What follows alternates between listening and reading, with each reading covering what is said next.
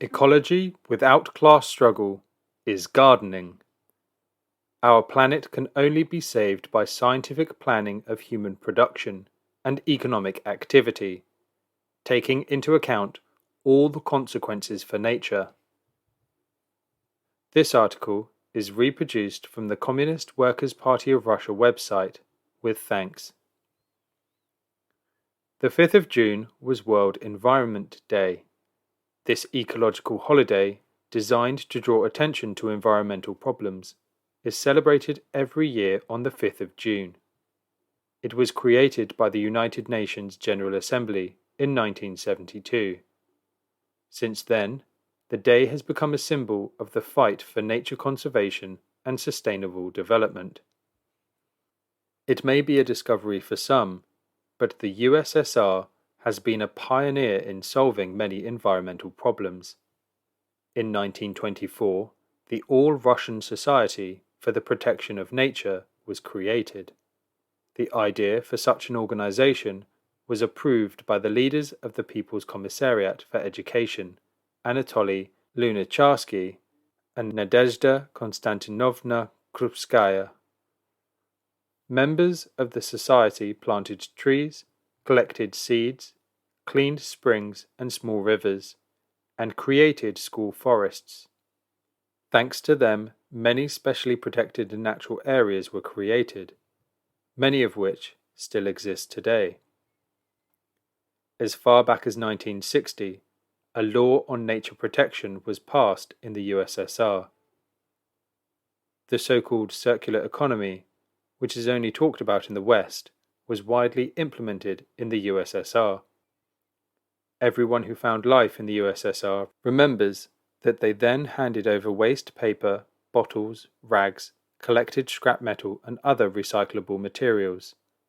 Admittedly, in terms of packaging levels, the USSR lost a lot, but there was a lot less waste than there is now.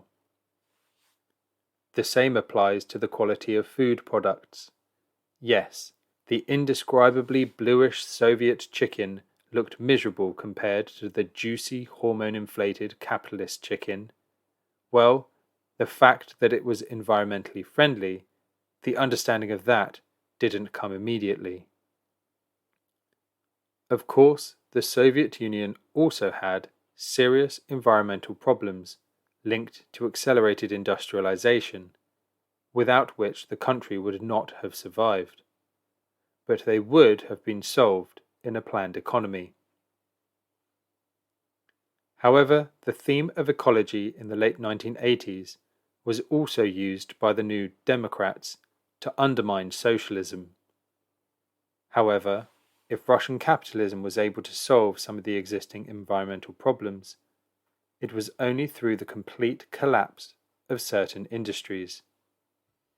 The same can be said of the global situation as a whole. For example, the 100 largest companies alone are responsible for 71% of global emissions. Yet bourgeois governments around the world are competing to reduce their taxes. And if you take the plastics industry worldwide, for decades it has been allowed to operate with minimal government regulation.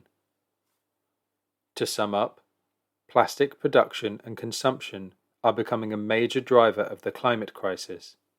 What's more, plastic waste, particularly single-use waste, is accumulating in landfills, along roadsides and in rivers, which carry huge quantities of plastic into the ocean. And no wonder, the capitalists will always and everywhere strive to extract the maximum profit, whatever the consequences. Consequently, within the framework of capitalism, it will never be possible to overcome environmental problems. Our planet can only be saved by scientific planning of human production and economic activity, taking into account all the consequences for nature. In the elements of a market economy, while maintaining private ownership of the means of production, competition, and the pursuit of profit, such an organization of human life is simply not possible. Or, as the Brazilian trade unionist and ecologist Chico Mendes put it, quote, "Ecology without class struggle is gardening." End quote.